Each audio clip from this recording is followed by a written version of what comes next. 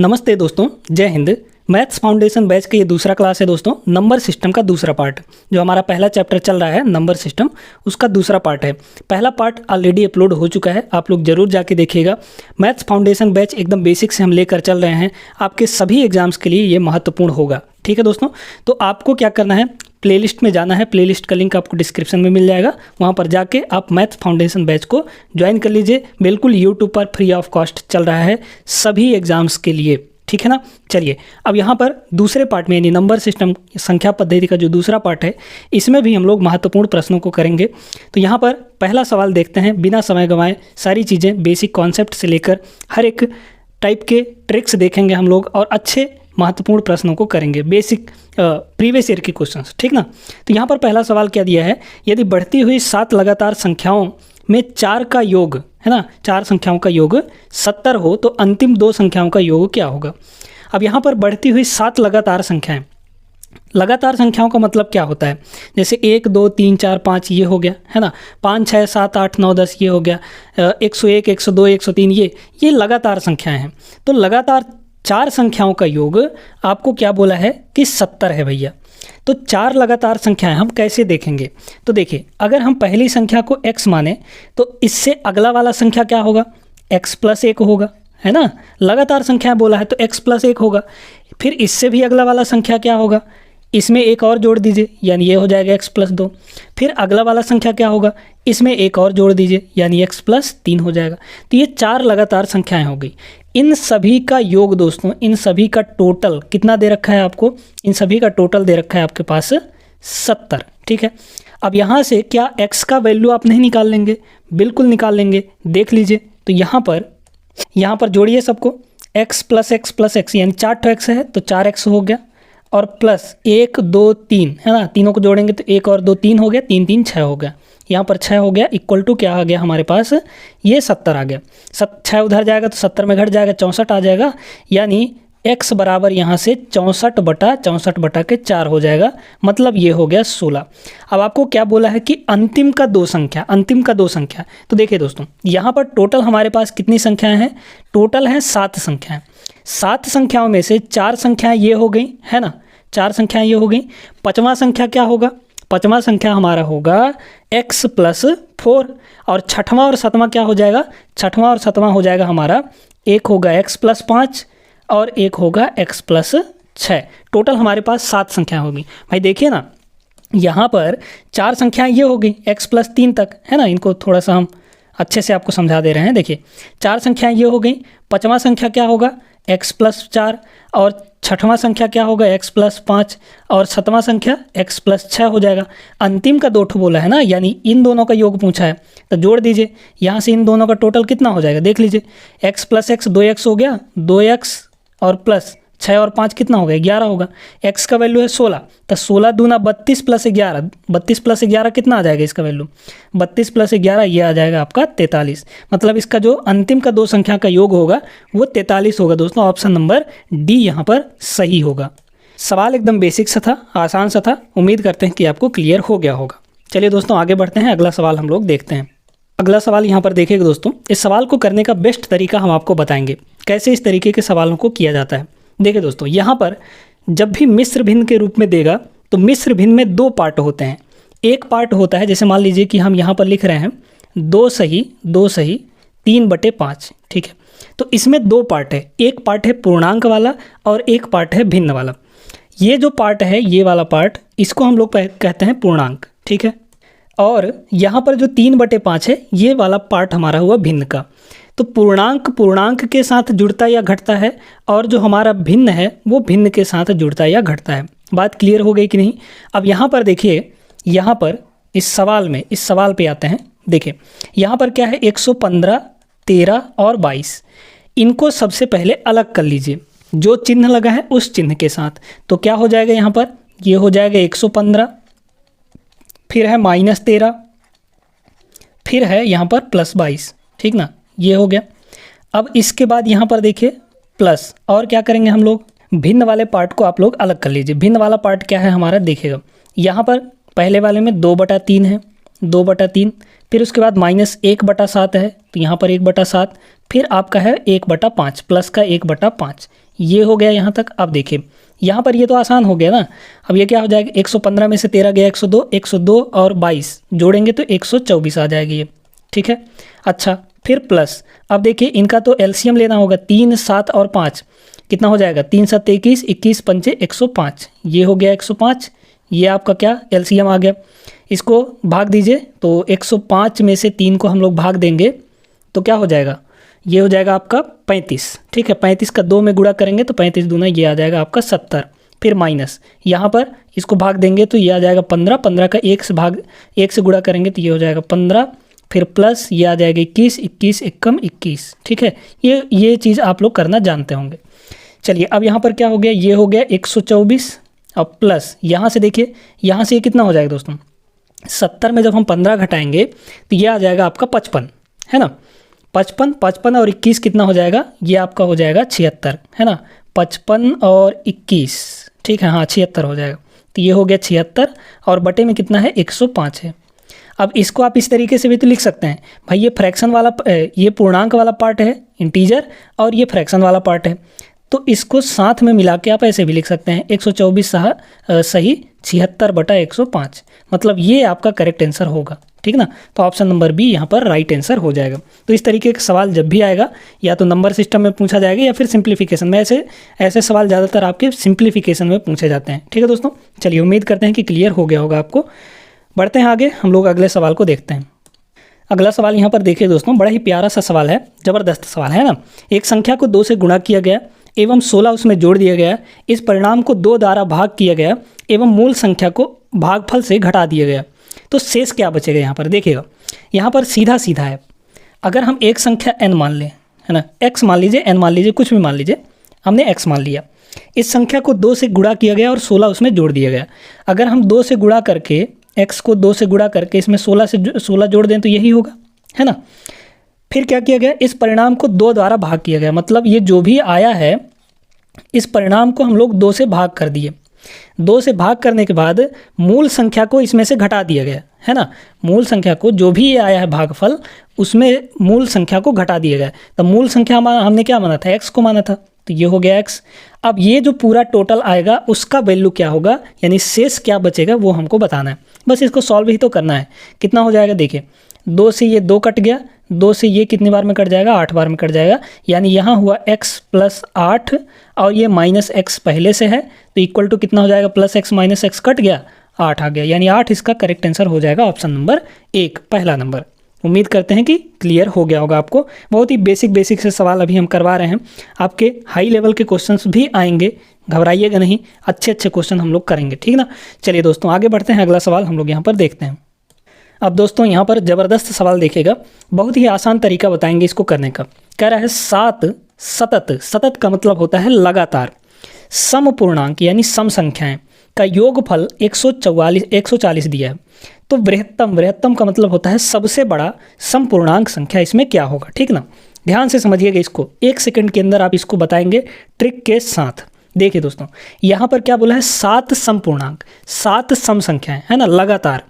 तो अगर हम 7 सम संख्याएं देखें तो यहाँ पर अगर हम 7 जगह बनाएं, 2 फिर 3 4 5 6 और ये 7, है ना, 7 टोटल कितने हैं, 7 हैं। अब यहाँ पर सभी का टोटल, सभी का सम कितना दे रखा है आपके पास, सभी का टोटल दे रखा है 140 दोस्तों। अब यहाँ पर इस टोटल को अगर हम, इस 140 को अगर हम, कितनी है टोटल, कितनी है, 7 है ना, 7 से जब हम डिवाइड कर दें तो ये कितना आएगा, ये आ जाएगा 2 7 14 यानी 20 आ जाएगा। ये जो 20 है ना दोस्तों, डिवाइड करने पर ये जो 20 आया है ये हमारा हमेशा बीच वाला संख्या होता है।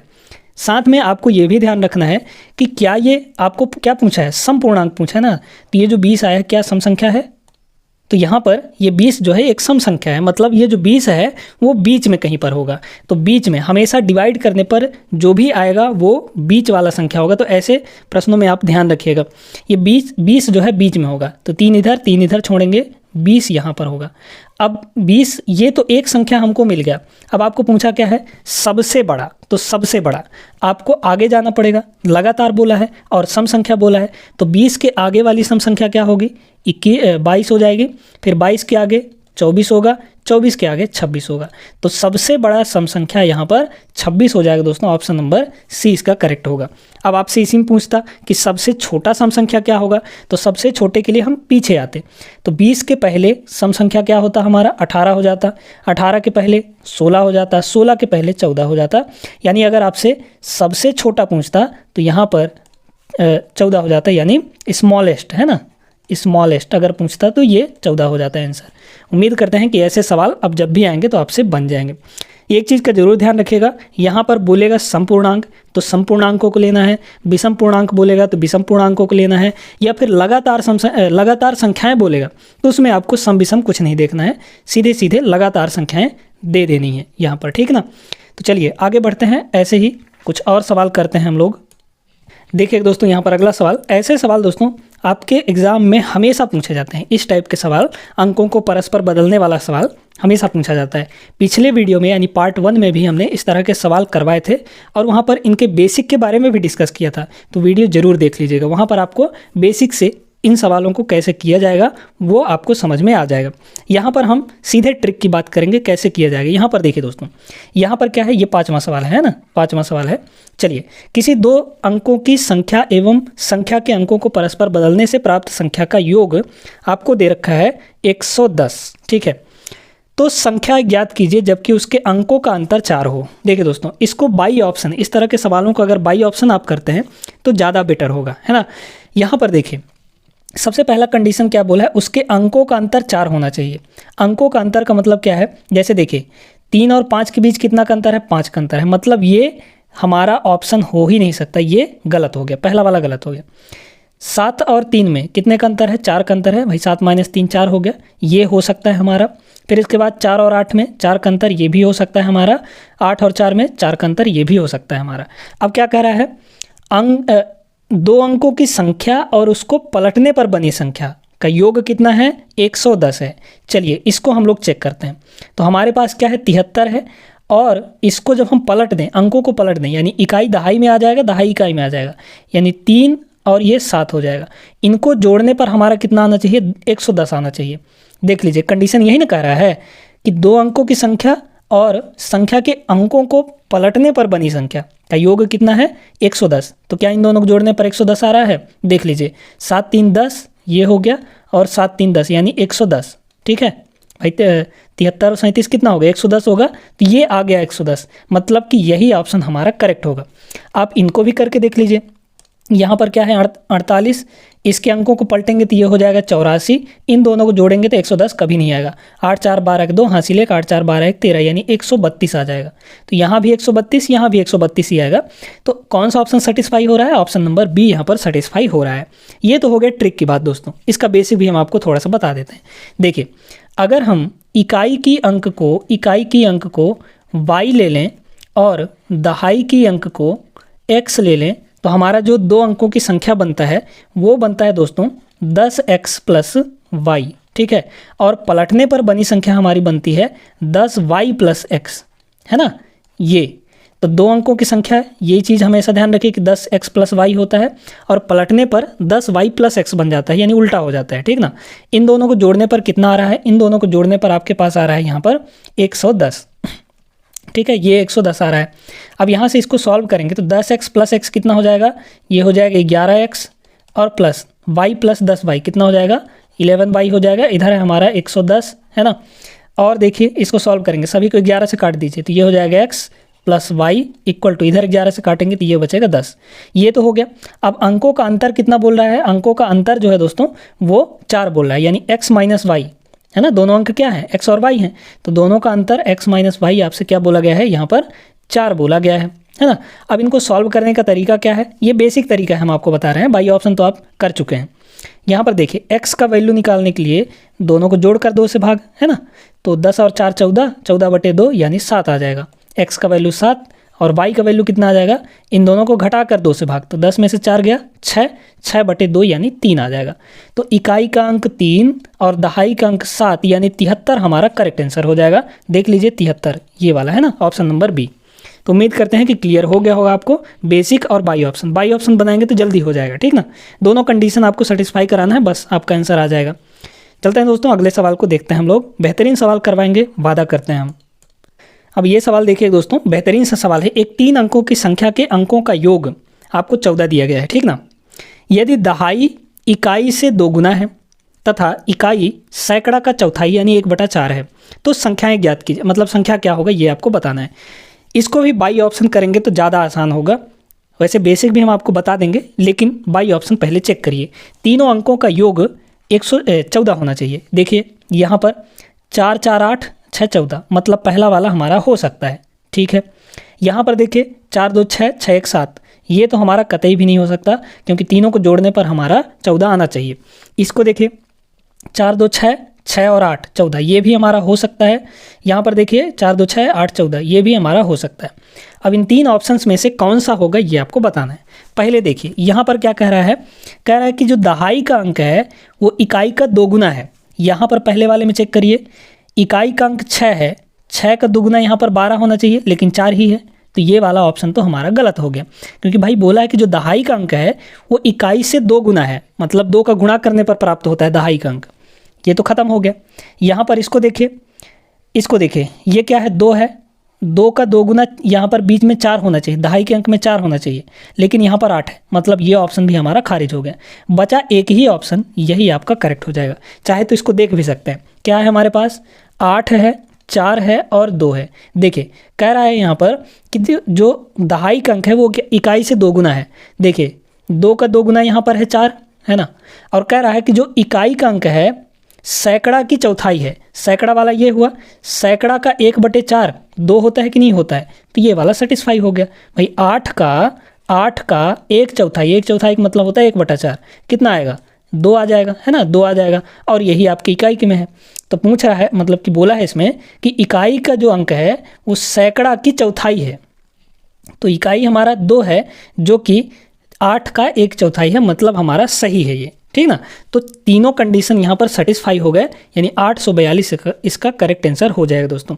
चलिए उम्मीद करते हैं कि क्लियर हुआ होगा आपको। बढ़ते हम लोग आगे, अगला सवाल देखते हैं। यहाँ पर अगला सवाल यहाँ पर देखिए दोस्तों, बहुत ही ज़बरदस्त सवाल है, 1 नंबर का सवाल है। यहाँ पर एक 2 अंकों की संख्या अंकों के योग के 4 गुना और अंकों के गुणनफल के 3 गुना के समान है। संख्या के दशम स्थान और एकम स्थान के अंक के बीच अंतर क्या होगा ये आपको बताना है। देखिए एक हमारे पास 2 अंकों की संख्या है, ठीक ना। तो ध्यान से इस सवाल को समझिएगा दोस्तों। क्या कह रहा है, एक 2 अंकों की संख्या है हमारे पास। 2 अंकों की संख्या हम कैसे लेते हैं, हमने अभी आपको बताया, हम लेते हैं 10x + y, है ना। हम लेते हैं 10x + y। ये जो 2 अंकों की संख्या है ये किसके बराबर है, कह रहा है अंकों के योग का 4 गुना।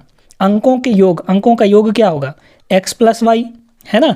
अगर इकाई का अंक y है और दहाई का अंक x है तो ये हो जाएगा x + y, अंकों का योग। अंकों के योग का 4 गुना, 4 से गुणा कर दिए। और यही चीज़ किसके बराबर है, यही चीज़ दोस्तों अंकों के गुणनफल के 3 गुना के बराबर है। तो अंकों का गुणनफल क्या होगा, x × y हो जाएगा, इसका भी 3 गुना बोला है। ये आपका इक्वेशन बनेगा।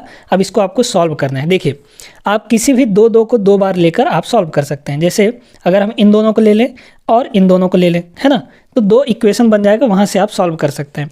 तो देखिएगा यहाँ पर क्या हो जाएगा दोस्तों, यहाँ पर देखिए, तो पहले हम लोग इन दोनों को ले लेते हैं। तो कितना हो जाएगा, ये हो जाएगा 10x + y और इक्वल टू 4 के अंदर दोनों मल्टीप्लाई हो जाएगा, है ना, क्योंकि तीनों बराबर है तो किसी भी 2 को आप लेकर सॉल्व कर सकते हैं, है ना। देखिए यहाँ पर 4x प्लस अंदर 4 गुणा होगा तो 4y हो जाएगा, है ना। यहाँ से देखिए ये हो गया आपका, इधर आएगा तो कितना हो जाएगा आपका, 10x में से 4x गया तो 6x, है ना, इक्वल टू इस y को उधर भेज दीजिए तो 4y में से 1y जाएगा तो ये बचेगा आपका 3y। समझ में आ गया, 3 से ये 2 बार में कट जाएगा, यानी 2x = y। मतलब यहाँ से कह सकते हैं कि y का वैल्यू 2x है। अब आप यहाँ पर आगे के दोनों को ले सकते हैं, यानी 4x + y = 3xy, है ना। इनको ले लीजिए तो कितना हो जाएगा, 4x + y, है ना, x + y इक्वल टू कितना हो जाएगा 3 इंटू एक्स वाई, है ना, ये हो जाएगा। वाई का वैल्यू यहाँ से रख दीजिए, कितना हो जाएगा दोस्तों, वाई का वैल्यू है 2x, तो यहाँ पे जब हम 2x रखेंगे 2x प्लस एक्स कितना हो जाएगा 3x हो जाएगा, यानी 4 गुणे ये टोटल मिलाकर 3x हो गया, है ना, 3x। और इक्वल टू इधर कितना हो जाएगा 3 इंटू एक्स इंटू वाई का वैल्यू कितना है 2x है, तो यहाँ पे 2x हो गया। चलिए अब यहाँ से देखिए x से x हमारा कैंसिल हो जाएगा, है ना, एक x से एक x कैंसिल हो गया, ये 3 से 3 हमारा कैंसिल हो जाएगा, और यहाँ पर इस 2 से ये 4 2 बार में कट जाएगा, इधर बचा x और इधर बचा सिर्फ हमारे पास 2, यानी x का वैल्यू 2 आ गया। आपसे बोला गया है यहाँ पर क्या बोला है कि दशम स्थान यानी दहाई और इकाई के बीच का अंतर क्या होगा, है ना, तो दहाई तो हमारा 2 आ गया, इकाई कितना होगा, इकाई आप y से निकाल लीजिए, तब y का वैल्यू कितना हो जाएगा दोस्तों, यहाँ पर देखिए y का वैल्यू y इक्वल टू कितना होगा, x का वैल्यू 2 है तो 2 का गुणा 2 से करेंगे तो 2 दूना 4 आ जाएगा, y का वैल्यू 4 आ गया, यानी इकाई के स्थान पर 4 होगा, दहाई के स्थान पर 2 होगा, यानी जो हमारी संख्या है वो 24 होगी। अब इनके बीच का अंतर पूछा है, यानी दहाई और इकाई में, उल्टा मत करिएगा, यहीं पर गड़बड़ होता है ना, दहाई और इकाई में पूछा है, इकाई और दहाई में नहीं पूछा है, दहाई और इकाई में पूछा है, यानी दहाई हमारा 2 है और इकाई हमारा 4 है, इन दोनों के बीच अंतर पूछा है, 2 में से 4 जाएगा तो माइनस का 2 आएगा। आप गलती क्या करते हैं, आप गलती यहाँ पर देख सकते हैं, दोनों में अंतर ही तो निकालना है, ऐसा समझ लेते हैं, आप 4 में से 2 को घटा देते हैं, 2 आ जाता है, ऑप्शन ए करेक्ट कर देते हैं, जो कि गलत हो जाता है। तो आपको ऐसा नहीं करना है, प्रश्न को बड़े ध्यान से पढ़ना है, पहले दहाई और इकाई में पूछा, यानी दहाई को पहले लेना है, इकाई को बाद में लेना है, तो -2 इसका करेक्ट आंसर होगा, ऑप्शन नंबर बी यहाँ पर सही होगा। दोस्तों उम्मीद करते हैं कि समझ में आ गया होगा आपको। बढ़ते हैं आगे, अगला सवाल देखते हैं। यहाँ पर अगला सवाल देखिएगा दोस्तों, ये प्रश्न थोड़ा सा घुमाने वाला है, ध्यान से इसको समझिएगा। a जमा b का योग 116 के बराबर है, a और b का योग ही तो बोला है, यानी a प्लस b हमारे पास कितना दे रखा है 116 दे रखा है। चलिए यहाँ तक तो बात समझ में आ गई होगी, है ना, 116।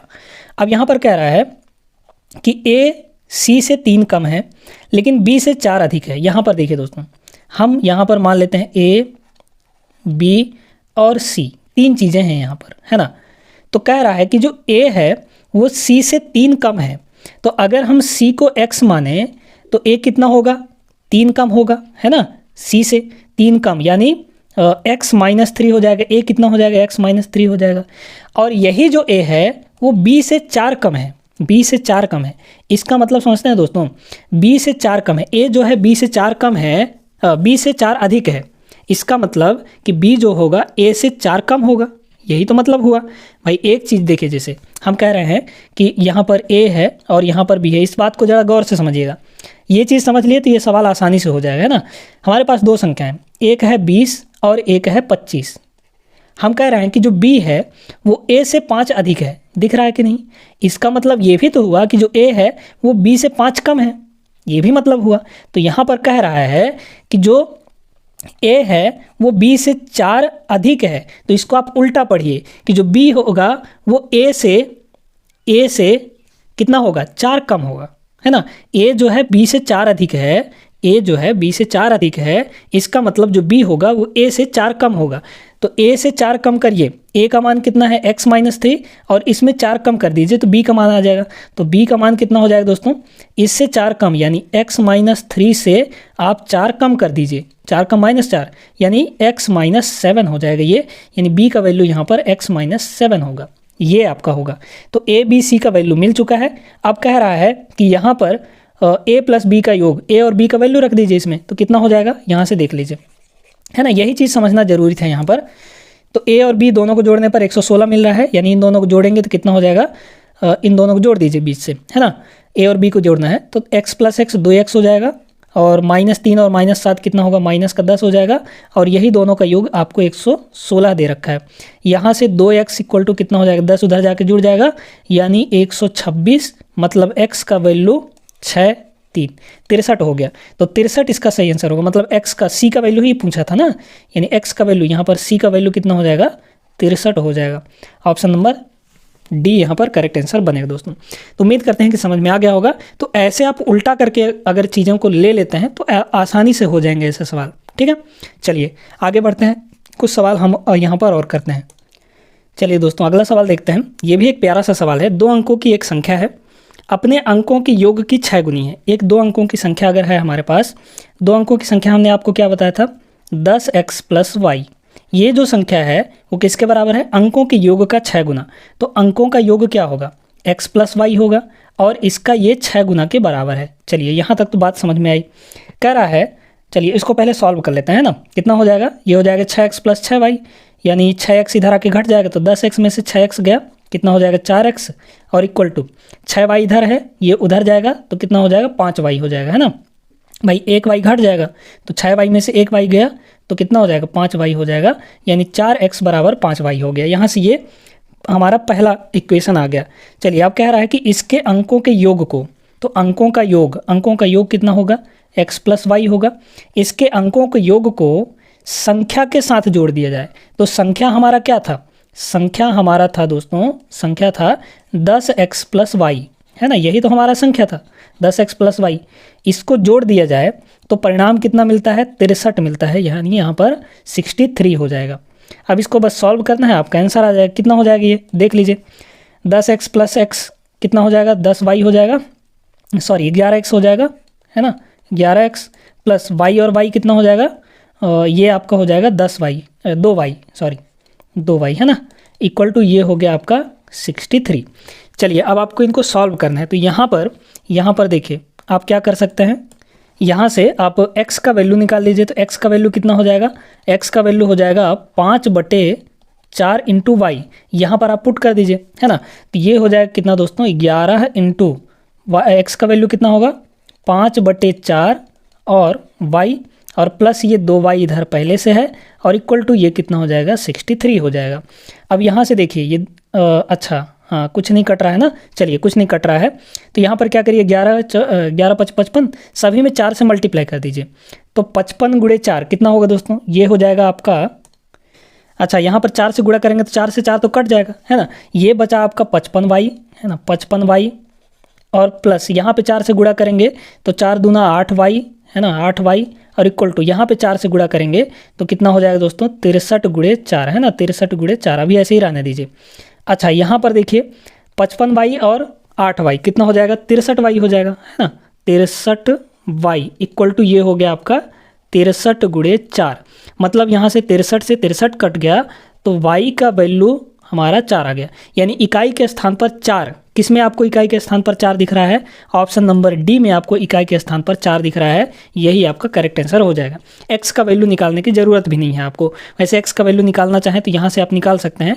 x का वैल्यू कितना हो जाएगा यहाँ पर 5/4, और इंटू वाई का वैल्यू कितना आया है 4 आया है, तो 4 से 4 कटा तो हमारा 5 आ जाएगा, यानी इकाई के स्थान पर 4 और दहाई के स्थान पर 5, वो जो संख्या होगी वो 54 होगी। ये तो हो गया लंबा चौड़ा तरीका। आप चाहें तो इसको बाई ऑप्शन भी बना सकते हैं। देखिएगा कैसे, यहाँ पर देखिए दोस्तों, चलिए यहाँ पर देखिएगा, ध्यान से समझिएगा क्या दिया है आपके पास। आपके पास यहाँ पर बोला है कि भाई अंकों का योग, जो अंकों का योग है, अंकों का योग जो संख्या है वो अंकों के योग का 6 गुना है ना। तो देखिए यहाँ पर अगर हम देखें तो 3 और 2 5 होगा, 5 का 6 गुना 32 आएगा क्या, नहीं आएगा, मतलब ये ऑप्शन हमारा कट गया। ठीक है, यहाँ पर क्या है 4 2 6 है ना, अंकों के योग का 6 गुना वो संख्या है, तो 4 2 6, 6 का 6 गुना 36 होना चाहिए, लेकिन ये 42 है, ये ऑप्शन भी नहीं होगा। यहाँ पर देखिए 5 3 8, ये तो 8 हो गया, 8 का 6 गुना 48 होता है, क्या ये 48 है, नहीं है, ये ऑप्शन भी आपका कट गया। बचा एक ही ऑप्शन, यही ऑप्शन करेक्ट हो जाएगा। तो बाई ऑप्शन अगर आप बनाते हैं तो 1 सेकंड के अंदर ये हो जाएगा। देख लीजिए यहाँ पर 5 और 4 9, 9 का 6 गुना 54 होता है, मतलब कंडीशन हमारा सेटिस्फाई हो गया, यही ऑप्शन करेक्ट हो जाएगा। एक ही बचा है तो बाकी के कंडीशन आपको चेक करने की ज़रूरत यहाँ पर नहीं है, डी ऑप्शन आपका राइट हो जाएगा। ठीक ना, तो दोनों तरीका हम आपको बताते हुए चल रहे हैं, बेसिक भी बता दे रहे हैं, ट्रिक की भी बात कर रहे हैं यहाँ पर, तो सब कुछ आपको अच्छे से क्लियर होता जा रहा होगा। ठीक है दोस्तों, चलिए एक सवाल हम लोग यहाँ पर और देखते हैं। ये 9वां सवाल था, 10 सवाल हम यहाँ पर करेंगे, है ना। एक सवाल और देखते हैं। देखिए दोस्तों अगला सवाल, इस सवाल में दोस्तों आपको बहुत ज़्यादा कन्फ्यूजन क्रिएट होगा, लेकिन इसका बेसिक आप समझ लेंगे एक बार तो आपको अच्छे से क्लियर हो जाएगा। ठीक ना, ध्यान से सुनिएगा, इसका क्या कॉन्सेप्ट है। कह रहा है कि 4, 0 और 6 से निर्मित 3 अंकों की महत्तम और लघुत्तम संख्याओं में अंतर कितना होगा। पहले तो ये समझना होगा दोस्तों कि अगर हमारे पास कुछ संख्याएं दी गई हैं, कुछ अंक दिए गए हैं, तो उनसे हम सबसे बड़ी संख्या और सबसे छोटी संख्या कैसे बनाएंगे, ठीक ना, यानी महत्तम संख्या और लघुत्तम संख्या कैसे बनाएंगे। हमारे पास 3 अंक हैं, यहाँ पर 4 है, 0 है और 6 है। ये 3 अंक हैं। इससे आपको 3 अंक की सबसे बड़ी संख्या बनाना है और 3 अंक की सबसे छोटी संख्या बनाना है। तो देखिए, अगर हम सबसे बड़ी संख्या की बात करें तो सबसे बड़ी संख्या दोस्तों देखिएगा कैसे बनाएंगे, है ना। सबसे बड़ी, ध्यान से समझिए, कहीं गड़बड़ कहाँ पे होता है ये भी हम आपको बताएंगे। सबसे बड़ी संख्या कैसे बनाएंगे, तो सबसे बड़ी संख्या इन तीनों से बनाने के लिए आपको क्या करना है, पहले सबसे बड़ा रखना है तो 6 हो जाएगा, फिर उससे छोटा यानी 4 रखेंगे, फिर सबसे छोटा यानी 0 रखेंगे। तो 4, 0 और 6 इन तीनों को मिलाकर सबसे बड़ी जो संख्या बनेगी वो 640 होगी। अब बात करते हैं यहाँ पर सबसे छोटी संख्या की, काहे की दोस्तों, सबसे छोटी संख्या की। तो सबसे छोटी संख्या, अब आप कहेंगे कि सबसे छोटी संख्या भाई पहले छोटा वाला को रखेंगे, तो छोटा वाला हमारा क्या होगा, 0 होगा, फिर 4 होगा, फिर हमारा 6 होगा। ये आप बना देंगे कि भाई सबसे छोटी संख्या 0, 4, 6 होगी, जो कि गलत है दोस्तों। अगर सीधे सीधे देखा जाए तो ये जो आप बनाए हैं यहाँ पर, ये कुछ भी नहीं है, ये आपका 46 है। और 46 जो है दोस्तों वो 2 अंकों की संख्या है। भाई 0, 46 का मतलब क्या है, 46 ही ना। 0 शुरू में 0 लगने का कोई मतलब नहीं होता है, ये 46 ही है। मतलब कि ये एक 2 अंकों की संख्या बन गई, जबकि हमको बनाना कितने का है, 3 अंकों का संख्या। तो ऐसे केस में क्या करते हैं दोस्तों, हम लोग जो ये 2 शुरू का जो 2 ठो है इनको हम लोग पलट देते हैं। तो 4 इधर आ जाएगा, 0 इधर आ जाएगा, तो 4, 0 और 6 हमारा लास्ट में रहेगा। यानी जो हमारा सबसे छोटा संख्या बनेगा वो 406 बनेगा, ना कि 046 बनेगा। अगर शुरू में 0 है तो आप उन दोनों अंकों को पलट दीजिए तो आपका आंसर बन जाएगा। समझ में आया। तो सबसे छोटी संख्या यहाँ पर 406 होगी। अब इन दोनों में अंतर पूछा है, तो सबसे बड़ी संख्या क्या है, 640 है ना, 640। सबसे छोटी संख्या 406। इन दोनों में अंतर घटा दीजिए, 10 में से 4 गया 6, और यहाँ पर 3 बचा, तो 3 में 0 गया 3, और 6 में 4 गया 2, 234 आ जाएगा। कौन सा ऑप्शन, ऑप्शन नंबर ए यहाँ पर आपका करेक्ट होगा। तो इसमें कंफ्यूज मत होइएगा कि सबसे बड़ी संख्या कैसे बनाते हैं और सबसे छोटी संख्या कैसे बनाते हैं। अगर आपको संख्या दे दिया तो आप उससे अब उम्मीद करते हैं कि आप बना लेंगे, ठीक ना। तो चलिए दोस्तों, आज के इस सेशन में बस इतना ही। उम्मीद करते हैं कि इस सेशन आपको अच्छा लगा होगा। पसंद आया हो तो वीडियो को लाइक कर दीजिए और अपने दोस्तों के साथ शेयर कीजिए। ये मैथ्स फाउंडेशन बैच का दूसरा क्लास था और इसमें हम लोग नंबर सिस्टम के दूसरे पार्ट को लेकर आए थे, है ना। तो मैथ्स फाउंडेशन बैच आपको हेल्प करेगा किसी भी एग्ज़ाम के लिए। आप मैथ्स को अच्छे से बेसिक से सीख सकते हैं इस बैच के माध्यम से। यूट्यूब पर पूरा मैथ्स हम आपको फ्री में पढ़ाएंगे। एसएससी के लिए अलग से बैच लॉन्च होने वाला है, जल्द ही आएगा वो भी। उसमें हम लोग सिर्फ एसएससी के जितने भी एग्ज़ाम हैं, एमटीएस हो गया, सीपीओ हो गया, सीजीएल हो गया, सीएचएसएल हो गया, जीडी मतलब और कोई हो गया, एसएससी के जितने एग्ज़ाम हैं उसको टारगेट करके हम लोग चलेंगे। उसमें हम लोग बेसिक तो नहीं पढ़ाएंगे, लेकिन उसमें एकदम महत्वपूर्ण क्वेश्चंस को करेंगे, जिससे आपकी क्वेश्चंस की प्रैक्टिस होगी एसएससी के एग्जाम के लिए, ठीक है। चलिए मिलते हैं अगले वीडियो में, तब तक आप लोग सभी अपना ख्याल रखिएगा। जय हिंद।